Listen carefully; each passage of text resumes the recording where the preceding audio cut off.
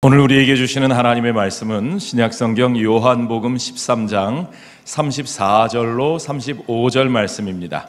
신약성경 171면에 있는 말씀 요한복음 13장 34절로 35절 말씀 우리 함께 한 목소리로 읽겠습니다. 새 계명을 너희에게 주노니 서로 사랑하라. 내가 너희를 사랑한 것 같이 너희도 서로 사랑하라. 너희가 서로 사랑하면 이로써 모든 사람이 너희가 내 제자인 줄 알리라. 아멘. 미국 펜실베니아, 제가 살던 지역인데요, 그곳의 한 시골 마을에서 실제로 있었던 일입니다. 아더 힌클리라고 하는 18살밖에 안 된 소년이 무려 3,000파운드, 킬로그램으로 하면 4,500kg 정도 되는 그런 어마어마한 무게의 트레일러를 들어 올리는 일이 있었다고 합니다. 안 믿어지세요? 그런 일이 어떻게 가능했는지 보세요. 이 소년이 열심히 아버지의 농장에서 일을 하고 있는데 어디서 비명소리가 날카롭게 들립니다. 살려주세요! 살려주세요! 가만히 들어보니까 낯익은 목소리예요. 자기가 좋아하는 여자친구의 목소리였던 겁니다. 무슨 일인가 하고 둘러보니까 그 비명이 나는 쪽에 자기 여자친구가 트레일러 밑에 깔려 있어요. 언덕 위에 서 있던 트레일러가 브레이크가 풀려서 굴러가지고 이 소녀를 누르고 그 위에 깔린 겁니다. 그 밑에 깔린 겁니다. 난리가 났죠. 늦으면 이 소녀가 죽게 생겼습니다. 이 소년이 막 두두두두두 뛰어가가지고는 물불 안 가리고 어떻게 할게요? 트레일러를 들어 올려서 소녀를 끄집어낸 거죠. 아니 그게 가능하냐고요? 그 가능하다는 거예요. 기적 같은 일이 벌어졌어요. 어떻게 그런 일이 벌어졌을까요? 이런 힘이 바로 무슨 힘입니까? 사랑의 힘이에요. 이게 바로 사랑의 힘입니다, 여러분. 사랑은 세상도 들어 올린다. 맞습니까? 예, 그렇습니다. 사랑은 세상도 들어 올릴 수 있다는 거예요. 이 이야기를 듣고 오늘 집에 가셔서 여보, 당신은 나를 얼마나 사랑해요? 하고 무거운 트레일러 밑에 깔려 들어가시면 안 됩니다. 큰일 납니다. 시험에 들지 말게 하세요. 예. 사랑은 그렇게 위대한 힘을 가지고 있는 겁니다. 그와 같이 여러분, 1세기에 살던 그리스도인들, 그 어려운 환경 속에서 세상의 핍박을 받으면서도 세상을 변화시키고 세상을 바꾸어내었던 그리스도인들, 그들이 가졌던 힘이 무엇이냐? 그것도 바로 사랑의 힘이었다는 겁니다. 초대교회 교부 신학자인 터툴리아누스의 글을 보면 초대교회 교인들이 불신자들을 전도할 때마다 이런 말을 했답니다. 여보세요. 당신들은 그리스도인들처럼 사랑하는 사람들을 본 적이 있습니까? 당신들은 세상 다른 곳에서 저 그리스도인들처럼 진짜로 사랑하는 사람들을 본 적이 있습니까? 그와 같은 말로 전도했다는 거죠. 어떻게 그런 말로 사람을 전도할 수 있었겠습니까? 정말로 그리스도인들이 남들에게서는 볼 수 없는 특별한 사랑의 공동체를 이루고 그들이 정말 그렇게 특별한 사랑을 나누면서 살아갔기 때문에 그들의 말에 힘이 있었고 그들의 말로 실제로 전도의 열매가 이루어졌다는 사실을 우리가 알고 있는 것입니다. 그랬던 기독교가, 그랬던 우리 교회가 언제부터 여러분 사랑을 잃어버리게 되었을까요? 오늘 우리들의 모습에도 그런 사랑이 있습니까? 왠지 우리는 그렇게 하지 못하고 있는 것 아닙니까? 도대체 언제부터 우리가 이렇게 되었을까요? 교회사를 돌아보면 많은 사람들이 콘스탄틴 대제 시대에 기독교가 로마 제국의 국교로 공인되고 나서부터 기독교인들이 숨어서 박해를 받으며 신앙생활하는 사람들이 아니라 로마 제국의 공식적인 종교인이 되고 나서부터 그때부터 그렇게 되었다고 많은 사람들이 이야기를 합니다. 제가 생각하기에는 더 정확하게 보자면 우리가 처음에는 사도행전에 나오는 대로 정말 날마다 성전과 집에서, 그러니까 각 가정에서 함께 모여 떡을 떼며 교제하던 그런 가정교회의 모습에서 이제 큰 예배당을 짓고 당당하게 모여서 수많은 군중들과 함께하는 그런 신앙생활로 바뀐 다음부터 나타난 현상이 아닌가, 저는 그렇게 생각이 됩니다. 여러분, 성전과 가정이라고 하는 신앙생활의 두 터전이 균형을 이루는 것이 중요한데, 우리가 언제부턴가 그런 균형을 잃어버리고 가정이라고 하는 사랑의 현장을 잃어버리고, 그래서 결국은 그리스도인들이 사랑의 실제적인 능력까지도 잃어버리게 되었다는 거지요.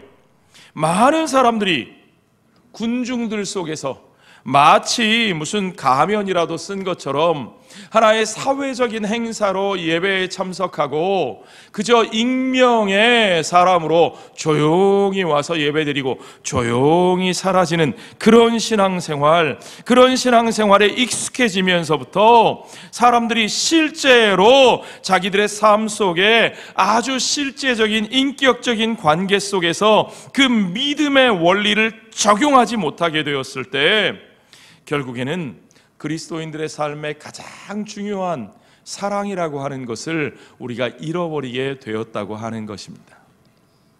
오늘 우리가 요한복음 13장 말씀을 읽는데, 이 말씀은 예수님께서 제자들과 헤어지기 직전에 다락방에서 그들과 함께 계시며 그들에게 나누셨던 말씀의 한 부분입니다. 자, 주님이 12 제자들과 모이셨어요. 여기서도 주님은 많은 군중들에게 선포하신 것이 아니라 12 제자에게, 정말 한 식구와도 같은 그런 사람들과 함께 모여서 그들에게, 그들이 앞으로 가장 소중하게 지켜야 할 최고의 계명, 서로 사랑하라는 말씀을 다시 한번 강조하고 계신 거죠. 자, 여기서 우리는 주님이 우리에게 바라시는, 우리가 회복해야 할 두 가지가 무엇인지를 알 수 있습니다. 먼저 우리가 확인해야 할 것은 첫 번째, 신앙의 공간으로서, 우리 믿음의 현장으로서 가정, 그리고 그 속에서 나누어야 할 사랑, 바로 그 두 가지라는 거죠. 자, 여기서 말씀하시는 가정이라고 하는 것은 이중적인 의미를 가지는데요, 하나는 말 그대로 진짜 우리가 함께 살아가는 엄마, 아빠, 자녀들 같이 살아가는 가정, 우리 집을 말하는 거고요. 또 하나는 가정처럼 가까운 관계로 모이는 인격적인 신앙과 삶의 공동체, 그러니까 소그룹, 우리 교회 목장과도 같은 그런 교제의 자리를 말하는 것입니다. 자, 우리는 여기서 먼저 우리가 도대체 왜 사랑해야 하는가, 우리가 사랑해야 될 이유에 대해서 좀 먼저 짚고 넘어가시죠. 왜 사랑해야 합니까? 한마디로 34절에 주님이 우리에게 주신 계명이 그렇습니다. 뭐라고 말씀하셨어요? 새 계명을 너희에게 주노니 서로 사랑하라. 새 계명, 그러니까 사랑하는 말씀이 성경에서 처음 나오는 건가? 아니요, 그런 건 아니죠. 물론 구약 성경의 핵심 말씀도 사랑하라는 말씀입니다. 구약의 핵심 명령이 뭡니까? 하나님을 사랑하고 이웃을 사랑하라. 레위기 19장 18절 말씀 여러분 기억나시죠? 우리 지난 주간에 읽었습니다. 내 이웃을 누구와 같이? 자기 자신과 같이 사랑하라는 말씀이 이미 레위기에서부터 우리에게 주신 말씀이고, 그 말씀을 예수님께서 우리에게 그대로 전해주셨어요. 그런데 이 계명은 본래 하나님의 백성으로 부르심을 받은 이스라엘 사람들에게 주셨던 말씀입니다. 그러나 이스라엘 백성들이 그대로 말씀대로 사랑하며 살았습니까? 그들이 이웃을 사랑했습니까? 그들에게 있어서 이웃은 누구였습니까? 그들이 열방의 빛이 되라 하신 말씀대로 살았습니까? 열방을 품어 안았습니까? 아니요. 그들은 자신들이 하나님의 선민이라고 하는 독선에 빠져서 자만심에 빠져서 오히려 자신들의 울타리를 세우고 이방인들을 무시하고 자기 혈통에 대한 교만에 빠져서 사랑하라고 하는 주님의 계명을, 이 사명을 감당하지 못했다는 사실을 우리가 알고 있습니다. 자, 이제 그 계명을 우리 주 예수 그리스도를 통해서 우리에게 주십니다. 예수 그리스도의 십자가를 통하여 주님은 하나님의 백성들을 온 열방 가운데 부르셨을 뿐만 아니라 열방 가운데 부르신 그의 백성들을 그의 몸된 교회로 세우시어서 이 세상 가운데 보내시고 이스라엘에게 주셨던 사명, 그들이 열방의 빛으로 그들이 세상을 품고 세상을 사랑하고 그들이 온전한 하나님 사랑과 온전한 이웃 사랑의 삶을 살아내게 하시는 이 계명을, 이 사명을 오늘 교회로 부르심을 받은 저와 여러분에게 주시는 것을 믿으시기 바랍니다. 그래서 바로 그것이 주님이 우리에게 주시는 새 계명입니다. 그러므로 이 사랑은 여러분 옵션이 아닙니다. 선택사항이 아닙니다. 해도 좋고 안 해도 그만인 것이 아닙니다. 우리는 반드시 사랑하며 살아야 하는 존재들인 것을 믿으시기 바랍니다. 많은 사람들이 혼자 사는 게 편하다고 말합니다. 함께 하는 것이 불편하다고 생각합니다. 물론 불편하죠. 그러나 그럼에도 불구하고 우리는 편하게 살기 위해 이 땅에 존재하는 사람이 아니고 우리는 주님의 뜻을 이루기 위하여 이 땅에 존재하는 사람들인 것을 여러분 믿으시기 바랍니다. 주님의 제자들의 공동체 12명 많지도 않아요. 정말 가족과도 같은 이 공동체는 주님이 명령하신 대로 바로 그 사랑의 숙제를 풀어야 할 사랑의 연습장으로, 사랑의 훈련장으로 함께 했던 것을 여러분 아셔야 합니다. 자, 여러분, 오늘 우리도 그러한 훈련을 하고 있습니까? 오늘 우리도 그런 사랑을 배우고 연습하고 실천하기 위해서 함께 나누고 소통하는 자리로 나아가고 있습니까? 그게 왠지 어색하다고요? 예, 그러실 거예요. 사실은요, 6.25 전쟁 이후에 우리나라가 한참 인구도 늘고 막 성장하던 60년대, 70년대, 80년대에 교육받은 세대들, 저를 포함해서요, 우리 베이비붐 세대들은요, 우리 학교 다닐 때 학교가 콩나물 시루 같았어요. 학교가 마치 지금 여기 우리 예배당 같이 빽빽하게 들어차가지고, 제가 초등학교 때요, 제가 다니던 학교에 학급수가 한 학년에, 놀라지 마세요, 24반까지 있었습니다. 서울의 강남 지역이 한참 개발될 때 막 자고 세면 막 아파트가 들어설 때 제가 거기서 살았거든요. 한 학년이 24반, 12반씩 오전반, 오후반 나눠가지고 이렇게 막 밀려가고 밀려 나오는데, 정말 그때 이태원 참사가 왜 그때 안 생겼나 신기했어요.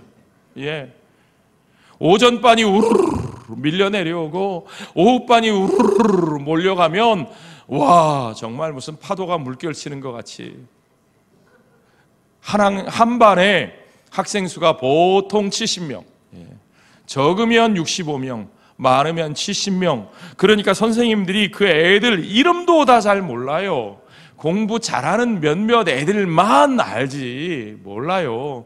그러니까 어떤 애가 잘 이해했는지, 어떤 학생이 잘 배웠는지, 따라오는지 못 따라오는지 그거 몰라요, 알아요? 몰라요. 그러니까 선생님들은 맨날 수업하는 방법이 손에 뭐 들었어요? 몽둥이 하나씩 드시고, 예. 옛날에 선생님들은 반드시 손에 몽둥이 하나 드시고 조용히 해, 조용히. 예. 옛날에 학교에서 최고의 덕목은, 착한 학생은 어떤 학생? 떠들지 않는 학생, 조용히 하는 학생. 그래서 칠판 한쪽 구석에 항상 뭐가 써 있어요? 떠든 사람 이름 적어 놓는 거죠. 반장이 그거 하는 거예요. 그래서 그 떠든 사람 이름 적는 거 한번 해보려고, 그래서 반장 되고 싶었잖아요. 그렇죠? 예. 우리가 그렇게 학교를 다니니까요, 여러분, 수업 시간에 선생님하고 얘기합니까? 아니요. 입 다물고 잘 들고 열심히 필기해야죠. 필기. 그게 모범 학생의 자세예요. 그러다 보니 우리가 그렇게 살아오다 보니 신앙생활도 마찬가지입니다. 그저 주일 예배에 나와서 그저 회중 가운데 앉아서 조용히 예배 잘 드리고 목사님 말씀 잘 듣고 조용히 가면 되는 거죠. 그러면 우리에게는 어떻게 됩니까, 여러분? 사랑을 배울 기회도, 그것을 연습할 자리도, 그리고 그것을 실천할 공간도 없는 겁니다. 가정에서도 마찬가지예요. 제가 어릴 때요, 그래도 저희 아버지는 좀 자상하신 편이라 얘기도 하고 떠들고 그랬는데, 저희 시골 큰 집에 가면 증조 할머니, 할머니, 제일 무서운 분은 우리 큰아버지, 얼마나 엄하셨는지. 밥 먹을 때 제가 좀 떠들면 식불언이다, 식불언. 무슨 말인지 아세요? 밥 먹을 때는 조용히 밥만 먹는 거야. 아이고, 밥 먹을 때도 한마디도 못했어요. 그러니까 여러분, 밥상머리에서 우리가 사랑을 연습할 소통의 기회가 있어야 되는데, 밥상머리에서 입 다물고 있으면 언제 얘기하고 언제 사랑합니까? 그렇죠? 부모 자식 간에 언제 이야기합니까? 우리는 그런 분위기 속에서 가족들과도 신앙으로 소통하고 서로 사랑하는 법을 배우지 못했어요. 우리가 그걸 연습하고 그걸 배워야 됩니다. 그러기 위해서 우리는 가정을 오픈하고 그곳에서 모이는 가족과도 같은 신앙 공동체를 통해서 서로 소통하고 사랑하기를 연습하는 신앙의 본질을 회복해야 할 줄로 믿습니다. 여러분, 우리의 가정 속에서 사랑의 소통이 이루어져야, 그래야 비로소 우리의 신앙이 진짜가 되는 거예요. 우리의 믿음이 리얼, 정말 리얼하게 되는 거예요. 가만히 와서 혼자 앉아 있다가 돌아가는 삶은요, 그의 삶이 머릿속에는 그리스도인인지 몰라도 가슴 속에 그리스도인의 무엇이 만들어졌는지는 몰라도 그의 손발이, 그의 삶이 변화되지 않으면 정말로 그의 신앙이 세상 속에서 역사하지 못하는 겁니다. 또 가정과도 같은 작은 공동체 속에서 우리 사랑의 소통이 이루어지고 우리의 신앙이 사랑으로 열매를 맺어야, 그래야 비로소 세상을 향한 전도의 길이 열리는 것을 여러분 믿으시기 바랍니다. 그래서 주님은 120명이 아니고 12,000명이 아니고 주님은 12명을 선택하신 거예요. 주님이 능력이 없으셔서 12명만 택하신 거 아니고요. 주님은 그 12사람의 작은 공동체를 통해서 그들이 정말 진짜 가족과도 같은 공동체가 되게 하신 것, 여러분, 그 주님의 뜻을 우리가 보셔야 합니다. 그들을 향한 주님의 기대. 우리가 교회와 가정을 살리고 정말 가정과도 같은 교회와도 같은 가정을 만들고자 하는 이유가 바로 거기 있습니다. 여러분, 주님이 우리에게 주신 이 사랑의 명령, 그 명령을 통해서 세상을 향해 열린 공동체로, 선교적인 공동체로 나아가는데, 여러분, 세상을 변화시키는 것은 대단히 많은 사람들이 아니고 우르르 몰려가는 군중들이 아니고, 그와 같이 작은 공동체를 통해서 삶을 오픈하고 삶을 변화시켜가는 우리들의 모습, 그 속에서 주님이 우리의 삶을 변화시키고 우리의 삶을 통해서 세상을 변화시키시는 것을 여러분 믿으시기 바랍니다. 그러면 우리가 도대체 어떻게 사랑할 것인가? 답은 간단합니다. 여러분, 주님이 하신 것처럼 하시면 돼요. 오늘 34절의 하반절을 보세요. 어떻게 사랑하라고요? 내가 너희를 사랑한 것 같이 너희도 서로 사랑하라. 여러분, 주님이 우리를 어떻게 사랑하셨어요? 요한복음 13장 앞부분에 보면 주님이 제자들의 발을 씻겨주시는 장면이 나옵니다. 제자들이 여러분 1200명 앉아 있으면 주님이 직접 발을 씻겨 주실 수 있을까요? 여러분 우리 예배당에 지금 여기 300분 이렇게 앉아 계시면 제가 이분들 다 발 씻겨 드릴 수 있습니까? 없어요. 주님과 함께 다락방에서 12명의 제자들이 함께하고 있었기 때문에 주님은 정말 그들의 발을 일일이 씻겨주시며 그들을 돌보시고 사랑하시며 주님이 먼저 섬기시고, 여러분 그들이 정말 힘들고 아파하고 때로는 더럽혀지고 우리의 삶이 더럽혀지고 그렇게 찢기고 상하고 힘들어할 때에 주님은 그들의 발을 더럽다 하지 않으시고 스스로 몸을 굽혀 숙여 그들을 섬기시고 사랑의 본을 보이셨던 거죠. 심지어 주님은 누구까지도, 그 12명 중에 누구도 있어요. 가롯 유다, 주님을 배신할 그 가롯 유다까지도 그에게 떡을 주시며 네가 할 일을 행하라. 주님 그거 다 아시면서도 제자들에게 가롯 유다, 이 녀석은 나쁜 녀석이야, 그의 약점을, 그의 악함을 드러내지 않으시고 감싸주시고 똑같이 돌봐주시며 그를 섬기셨다는 사실을 우리가 알고 있습니다. 자, 여러분 우리가 어떻게 그런 사랑을 실천할 수 있을까요? 중요한 것은 의지적인 결단이 저는 중요하다고 생각합니다. 의지적인 결단이란 뭐냐? 여러분 그것은 감정만 따르지 않고 내 감정이 원하지 않는 것도 의지적으로 결단하여서 결심하고 행동에 옮기는 거예요. 여러분 사람은 지정의를 가진 존재입니다. 우리에게는 지성이 있고 감정이 있고 그리고 의지가 있습니다. 이 지정의가 온전히 하나 되어서 온전한 균형을 이루어야 온전한 인격이 되는 거예요. 그런데 우리 현대인들은 너무 지나치게 감정을 따라 살아가요. 내 감정이 원하는 대로, 내 감정이 끌리는 대로, 내 감정이 좋아하는 거면 참지 못하고 어떻게 나 저거 너무너무 갖고 싶어. 내 감정이 끌리지 않으면, 내 감정이 불편하면 아무리 해야 하는 줄 알면서도 싫어요, 안 해요, 못해요. 그렇게 살아간다는 거죠. 감정대로. 그러나 여러분 감정대로만 살아가면 우리는 온전한 인격으로 변화될 수 없습니다.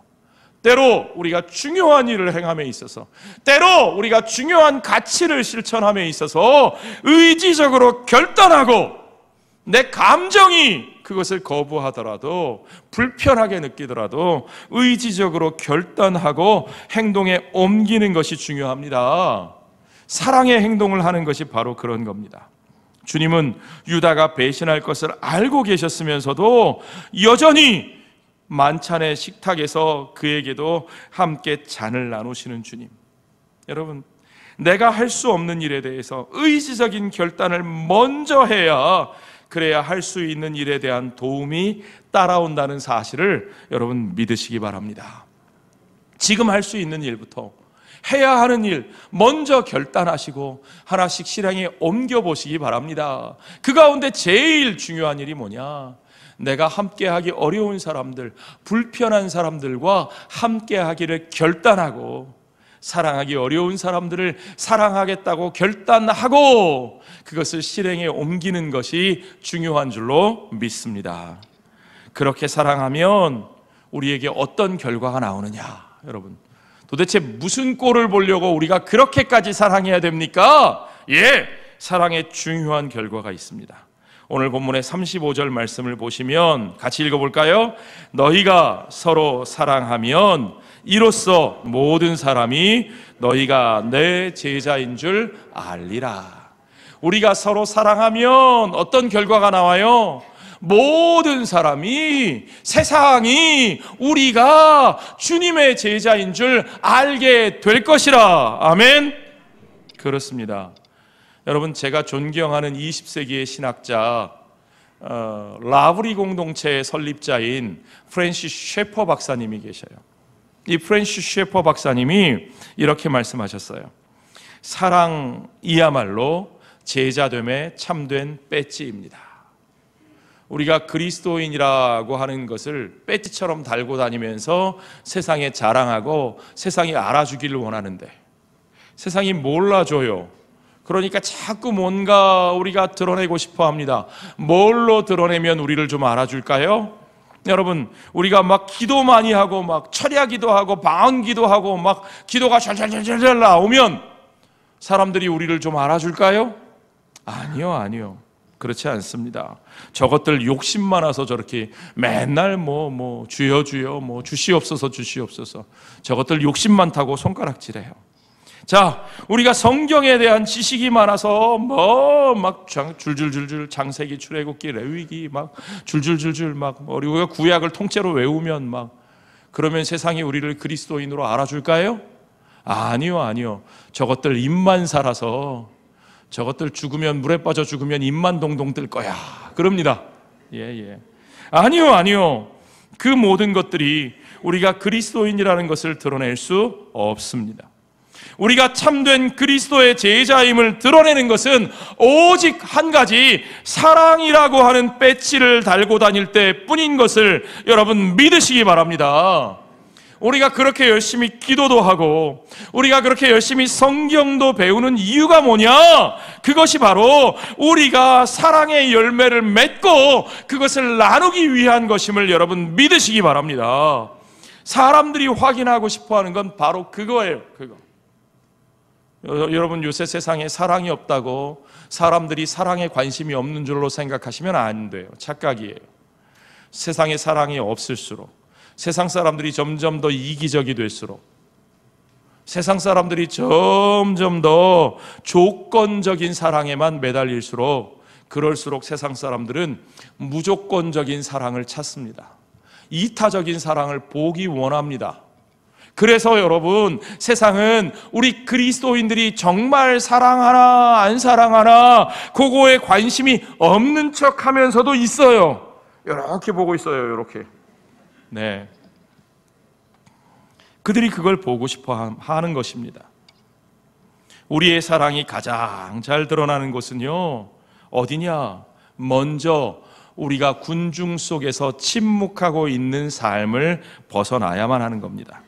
먼저 우리의 가정, 그리고 가정 같은 믿음의 공동체 안에서 그 속에서 우리가 사랑을 배우고 연습하고 실천할 수 있어야 하는 거죠. 그곳에서 서로 말을 좀 하고, 여러분, 그곳에서 여러분 마스크 쓰고 말 안 하는 게 너무 익숙해지셨죠? 예.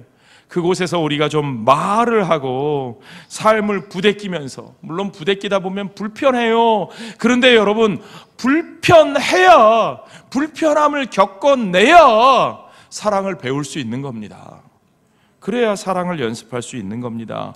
그렇게 불편함을 겪어내면서도 서로 사랑하는 우리들의 모습, 그게 세상과 다른 거예요. 바로 그 모습이 그리스도인다운 모습인 거죠. 세상은 바로 그렇게 삶 속에서 드러나는 우리의 사랑을 보면서, 와, 저들은 정말 우리와 다르구나, 저들이 진짜 예수쟁이구나, 그리스도의 제자구나 라고 말하게 되는 것입니다. 그리고 그들은 우리가 전하는 그 복음의 마음의 문을 열기 시작할 겁니다. 자, 그런 면에서 여러분, 사랑이야말로 전도의 문을 여는, 선교의 문을 여는 열쇠라고 저는 믿습니다. 여러분, 우리의 가정에, 우리의 사회에 아직도 전도의 문이 닫혀 있습니까? 선교가 안 된다고 생각하십니까? 그 이유는 다른 거 아닙니다. 우리가 그런 사랑을 실천하지 않아서 그래요. 우리가 그런 사랑을 보여주지 못해서 그렇습니다. 초대교회 성도들이 1세기의 세상을 바꾸었던 강력한 이유가 뭐냐? 불신자들이 그리스도인의 공동체를 통해서 정말 역동적인 사랑, 살아 움직이는 사랑의 모습을 그들이 볼 수 있었기 때문이라고 저는 믿습니다. 그게 성경적이에요. 사도행전 2장 47절에 보니까 이 전도의 역사가 일어나는데, 하나님을 찬미하며 또 온 백성에게 친송을 받으니 주께서 구원받는 사람을 어떻게 더하신다고요? 날마다 더하게 하셨대요. 어떻게 이런 역사가 일어날 수 있었을까요? 바로 앞에 이런 말씀이 나와요. 46절에 날마다 마음을 같이하여 성전에 모이기를 힘쓰고 집에서, 또한 어디서? 집에서 떡을 떼며 기쁨과 순전한 마음으로 음식을 먹었다. 그리스도인들이 가정이라고 하는 현장에서 작은 모임으로 모였던 그 믿음의 교제, 그 사랑의 공동체가 이제 불신자들을 그 교제권 안으로 끌어당기는 강력한 힘으로 작용했다는 것을 우리가 분명하게 알 수 있습니다. 자, 여러분, 분명하게 기억하십시오. 이 사랑의 힘은, 이 사랑의 역사는 어디서 시작되느냐? 그것은 가정에서 시작되는 것을 믿으시기 바랍니다. 그것은 가정 같은 목장 공동체를 통해서 시작되는 것을 믿으시기 바랍니다. 자, 여러분, 그래서 우리는 그 가정에서 사랑을 배우고 가정에서 사랑의 공동체를 세워가는 겁니다. 우리의 신앙은 우리의 가정에서, 가정 같은 목장에서 사랑으로 열매를 맺어야 합니다. 그것이 바로 세상을 바꾸는 역사의 출발점이 되는 겁니다. 그러므로 여러분, 우리의 믿음은 그 모임으로 돌아가야 합니다.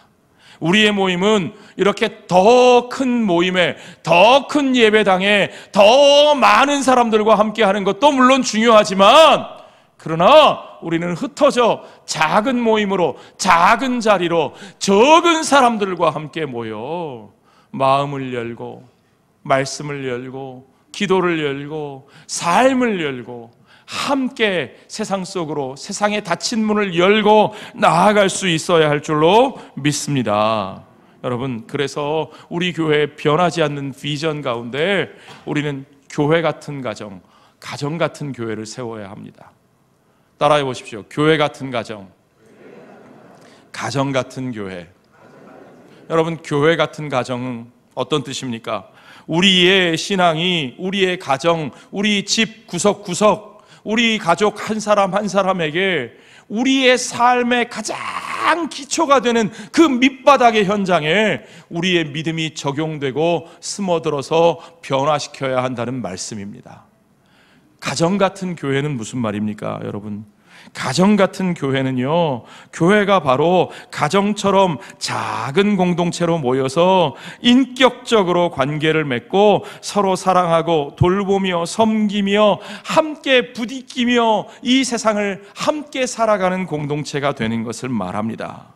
그것을 통해서 우리는 그리스도의 사랑을 구체적으로 우리 서로에게 나눌 수 있고, 그 사랑의 실천을 통해서 우리는 그 사랑이 세상에 증거될 수 있는 가장 밑바닥의 기초를 만들 수 있고, 세상을 향해 나아갈 때에 우리가 그리스도인임을 증거할 수 있는 가장 중요한 배지를 여기에 달게 되는 것을 여러분 믿으시기 바랍니다. 이제 우리의 사랑의 실습장인, 연습장인 가정 모임으로 돌아갑시다. 오늘 우리 새롭게 시작하는 목장 모임, 여러분, 바로 그것을 시작하는 자리입니다.